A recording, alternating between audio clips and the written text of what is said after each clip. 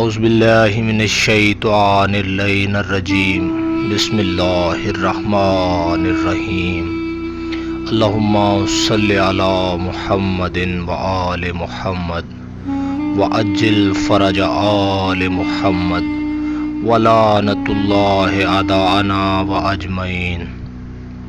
کتاب غیبت نعمانی سے مولا امام باقر العلوم صلوات اللہ علیہ کا فرمان ذیشان ہے کہ ہماری حدیثوں کو سن کر لوگوں کا دل برا ہو جاتا ہے، لہٰذا تم لوگ ان کے سامنے تھوڑی حدیثیں رکھا کرو، اگر انہیں قبول کر لیں تو مزید پیش کرو، اور اگر انکار کر دیں تو چھوڑ دو۔